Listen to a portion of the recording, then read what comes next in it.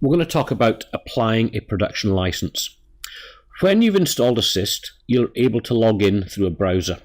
The default ID is admin and password. If you're using an MSP, the login ID will be MSP admin and a password of MSP admin. Unfortunately, we do not have a live system yet. So when we click on settings, when we log in, we click on product license used to check the license. The screen following will be displayed.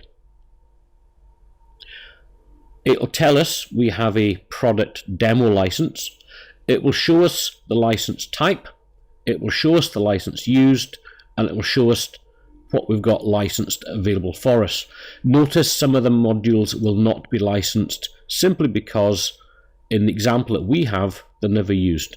Notice a lot of them will say service desk. That's simply because we don't use it. Once a license has been received, we can apply it to our server. It's important to remember that the license generated depends on the server MAC address, so it has to be used on that machine. You will receive a folder called getdata.dll. It'll be in a zip file, it'll have your information upon it, and what we need to do is unzip it and move it into the required location. To apply the license, we must stop ITAM on the Sapphire IMS service.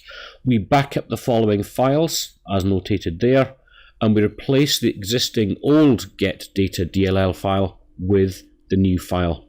We restart Sapphire and we log in to assyst ITAM and check settings and product licensed used. There are numerous applications and numerous licensing options available to us. Depending on who you are and depending on what you need, those licenses will be set accurately for you. You'll notice on screen at present there's a description of all the options available. What you get is what you will need to have. Upon logging, we click on settings and we navigate to the bottom of the screen and we click on the license option, the product license option selected on display. Upon doing so, we will be identified and shown as having the demo license. We then have the list of license types and amounts that we're able to see. Now bear in mind, in our test environment we have access to everything. However, depending on your installation and negotiations done with assyst, it will determine what you're able to see and the amounts of licenses available to you. So we can determine what you should have. If it's incorrect, we contact assyst, they will reissue a new license, and we then have to apply that, which you will see in a few seconds' time.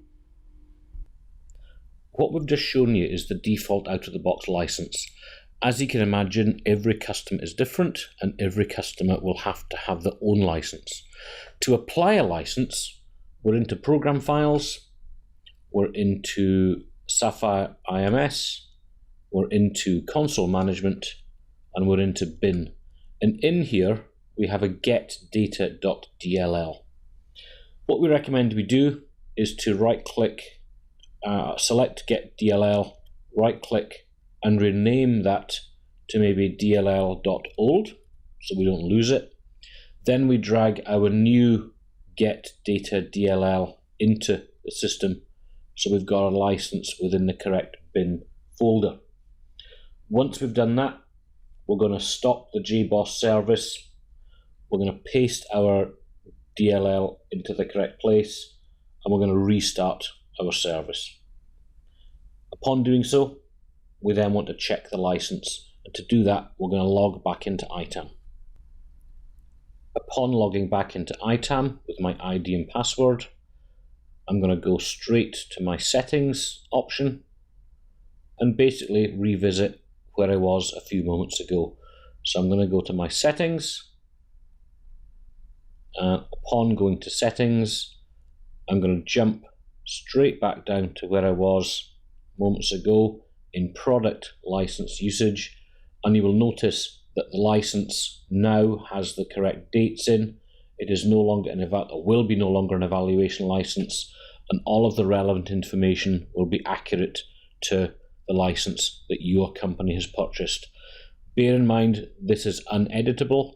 This is what's been negotiated and agreed and been purchased by your organization. If the license happens to be incorrect, for example with a wrong MAC address, the service will fail to start. When we first install and when we first use the tool, we may not know that. So one thing we can do is to consult a wiki. So we have within the wiki at assyst we have an ITAM wiki. If I click on my ITAM wiki, it talks through introductions, installations, getting started, preferences, all you could possibly want. But what it does do as well is give you lots of information about troubleshooting. So if I was to select, for example, and look at troubleshooting, I can look at logs. And what this documents for me is all of the logs I might need to look for troubleshooting. Now, at this stage, it's maybe a little bit hard to get the head around it, but with advice from our service desk, we have the ability to find out what's gone wrong. We have a little batch file we can use. So to show you that, what I've done, I've gone to my C drive, I've gone into my program files, I go down to my Sapphire IMS, I go to web management, I go to, and in web management I go to bin, and in bin I have a little batch file that's called start web console. And if I double click on that, this starts the JBoss service and it enables me to see where I am. It does not use any integrations, and it should help me with getting that log file to identify any troubleshooting I might need to deal with.